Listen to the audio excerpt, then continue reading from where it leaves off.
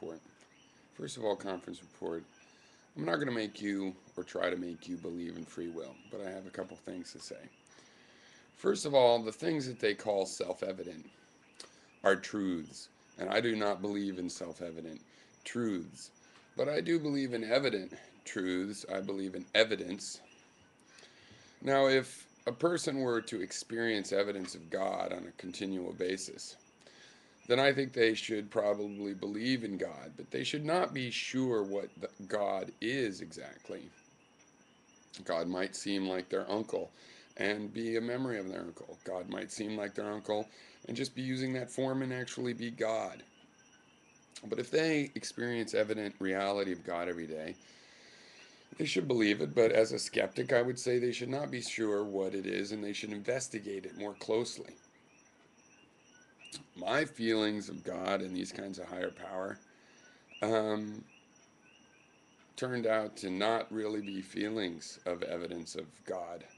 I've never really had much experience of evidence of God, but I've had feelings that could have led me in that direction. And I felt that he didn't really lead in that direction when I looked at them rationally. Now, the evidence of will is a little bit different, right? Because we all have it. You can take my model of will as not typical, and that's true. I have a particular and unique experience of will. There is no doubt about that. But I'm simply saying will is the experience of making a choice, of feeling like you make a choice. And everybody has that. Now you said this experience of self is an illusion that everybody has to have. And that's about your best example. But everybody has it. It really is ubiquitous. It's not like an evident experience of God. Everybody has the evident experience of having to make decisions and doing so. Whether they're free or not is open to debate still. Yes, I believe that the self is a construct. It is a construct. And you say, as such, we know that it's an illusion, this feeling of unity. But when I was faced with this realization, and here's one I did have to, unlike the God thing, I did have a unitary, monistic feeling for the will.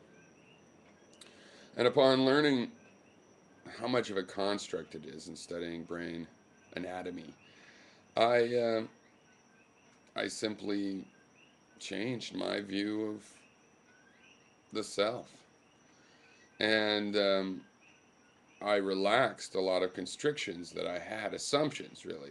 I found I was making a lot of assumptions about how the will was one thing, and once I realized, well, no, it's just the the self is a community of thoughts in the brain. You know, analogous to organs, it's not literally from the organ, but to a degree, like thoughts of time or. But then again, really, it's more like all the organs get into a tune, and so it's like programs in the mind are like a community that make up the self. And I found that if I relaxed those assumptions that I had learned were probably not as sound as they had seemed, that I feel this way. I feel in myself that I'm a community of voices. And I both try to create messages that represent the whole community, and I in turn try to give uh, a more pure statement of what each member of the community thinks.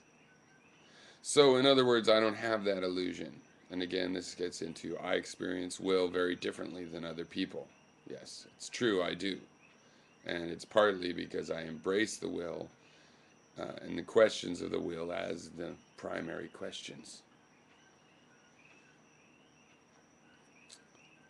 So I would disagree that the illusion can't go away. I think when you accept the realities, then the illusions change and they become less like an illusion.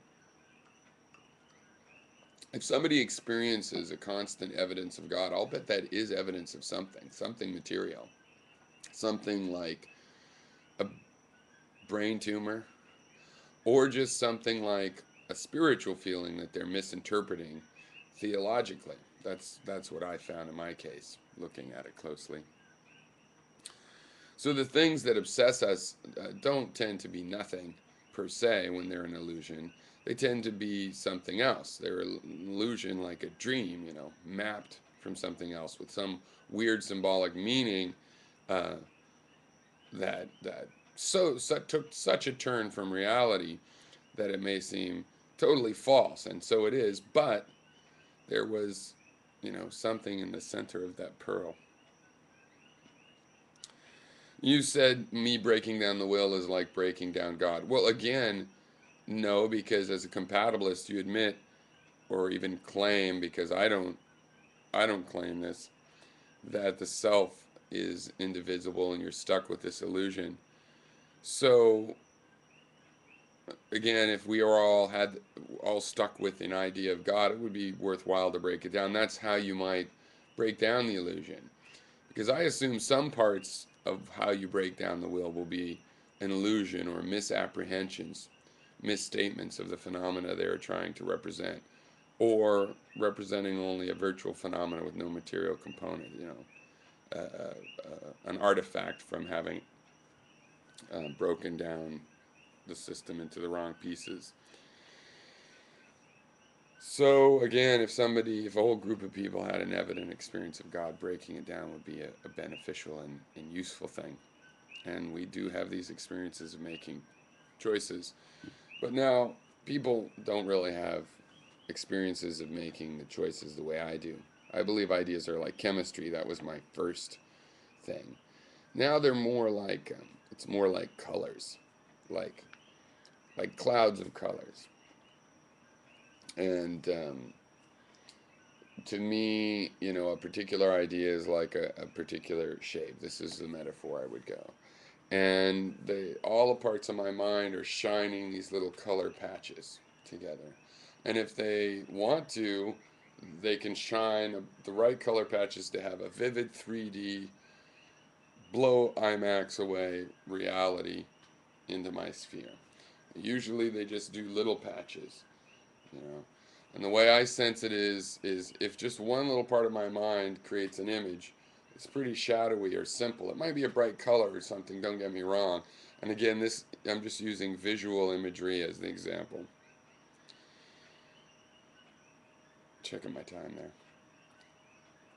It could be any kind of sense. But it'll just be kind of simple. Like maybe it is a bright color, but it's just a few of those bright colors. And it's only when different parts of my mind collaborate on an idea might get a whole, complete, realistic thing. And if I do focus like that, I can focus and make a very realistic visualization, and have the emotions and um, touch and various media represented in my visualization. And I feel myself in this manner as a bunch of different parts contributing. And when I see something and one part of me says, hey, you should help that guy out, and the other part says, don't help him out, he looks like he's trouble. I understand that. I don't feel a conflict. I don't believe either of those are voices of what I think. They're just parts of my brain that do what they're supposed to do. Give little ideas and throw it into the mix. So, yeah, I didn't always experience my will this way. It's because I was learning a lot of these things when I was 13 and I had to face, wait, my assumptions are wrong. Well, what am I left with if I take away the assumptions proved wrong? I'm allowed to keep the other assumptions that I got from everyday experience, just the ones that were proved wrong, I have to discard. Okay? So I can say there's evidence of perceptions and evidence of will. It sounds like somebody that believes there's evidence of God, except for the fact that there isn't evidence of God. That's the little bit of a difference. So, but anyway, I love your replies. Keep them coming strong. I like that.